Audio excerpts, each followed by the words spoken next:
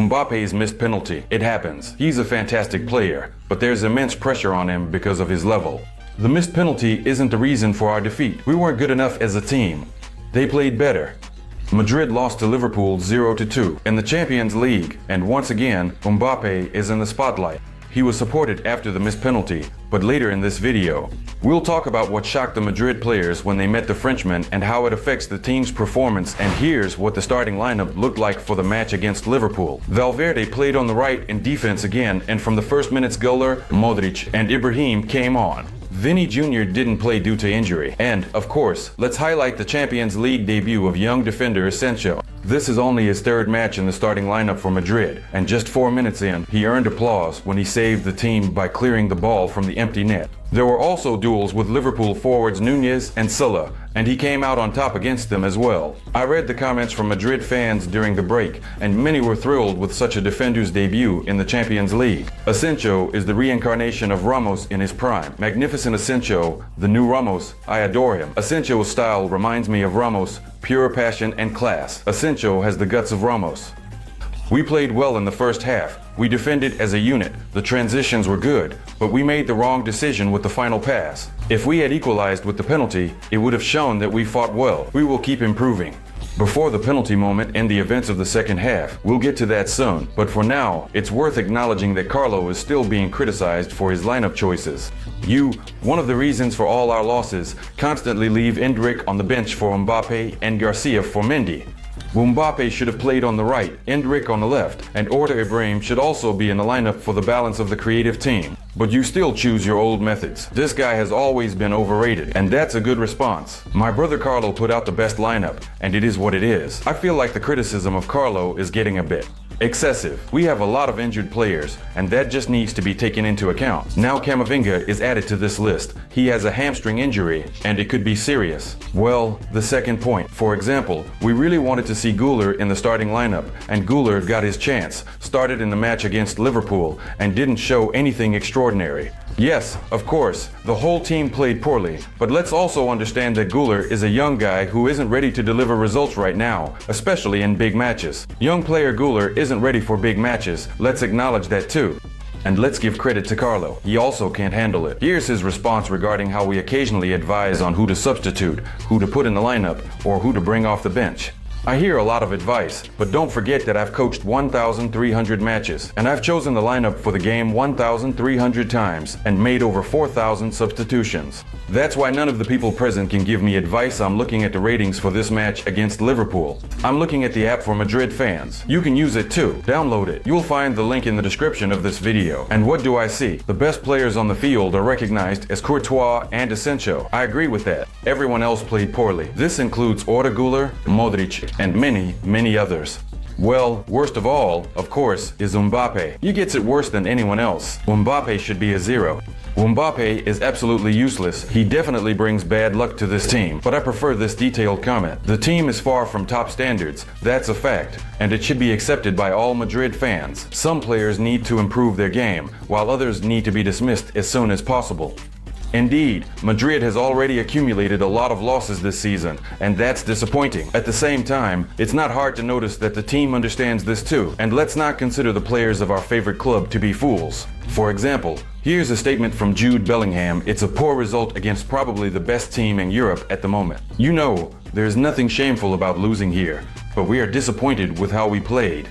The truth is that Madrid won't make it into the top 8 teams in the Champions League, but we will definitely make it to the playoffs.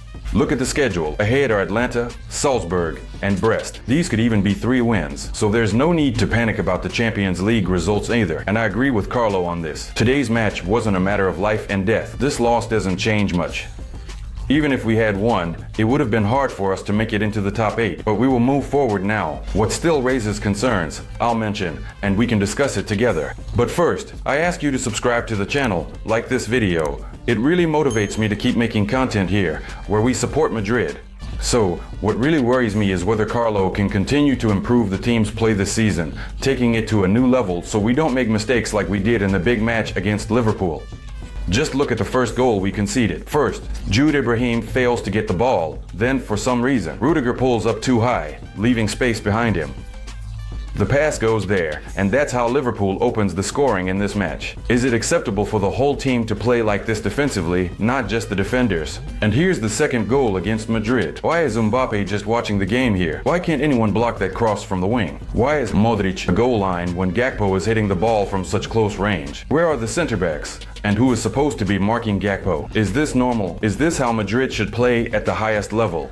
Or take the penalties earned by Mendy. Why has Mendy been in such terrible form throughout this season? Why is Salah charging at him with speed, and Mendy just sticks out his leg and gives away that penalty? And of course, the penalty against Liverpool when the score was 0-1, not in favor of Madrid. Mbappe steps up to take the penalty in the absence of Vinny Jr. and misses. And Mbappe becomes the main anti-hero of this match. Of course, the biggest criticism falls on the French forward.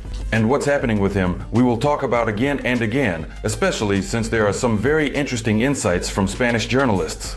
For now, I'll point out that Mbappe had only 2 shots on goal, which is terrible statistics, 3 out of 6 successful dribbles, 7 out of 15 duels won, and, attention, Mbappe also lost the ball 15 times. At the same time, notice that everyone supported Mbappe after the match. For example, Luka Modric. We see that Mbappe is training well and feels confident. I'm sure that Kylian will do what is expected of him. With all due respect to the Madrid legend, Luka, I want to ask, when will Mbappe do what is expected of him? In the upcoming match against Getafe in La Liga, I think it will be a tough game. Getafe is a very defensive team. If you're betting, if you want to place bets, I recommend choosing the option for a total of less than 3 goals in this match. Here's a promo code that will triple your deposit right away. You'll find the link in the pinned comment, but the Real Madrid versus Getafe match will be very tough for us. I have no doubts about this. On his day, Mbappe is the best player in the world. It's just a matter of time before he fixes everything. He is supported by Gareth Bale, a former Madrid player. Mbappe trains a lot, even though things aren't going the best. It's very hard to come to a club like Madrid and immediately start performing at your best. We are convinced that he will do great things at this club. Well, right away in the comments, following up on Ceballos' words. He's a shadow of his former self, just the name Mbappe. Enough with the hype. He really needs to focus on the game and admit that Vinicius Jr. is better than him. Maybe Vinicius Jr. is better than him, but I liked another comment that I'm happy to share with you because there's a lot of logic in it. Ronaldo came from Manchester United and knew what it meant to play for a big club. He understood what it was like to work under pressure and was ready for it. A striking example is when Madrid made a comeback against Borussia. You could see how Mbappe was stunned by what had just happened. The Madrid jersey seems almost too big for him. This is called adaptation, and it's about accepting the challenge that you've been given. You chose this challenge yourself to play for a big team after Monaco and Paris Saint-Germain. And the question is whether you're ready to take on this challenge and progress or not. That's the whole issue regarding Kylian Mbappe. And here's another amazing insight that will make us think right now and maybe even feel a bit sad. Spanish journalists got this information from the Madrid locker room. Players note that Mbappe is a smart, calm, focused, and happy player. Mbappe doesn't start conflicts. Pay attention, he doesn't start conflicts. Keep that in mind, although there is some concern about him as well.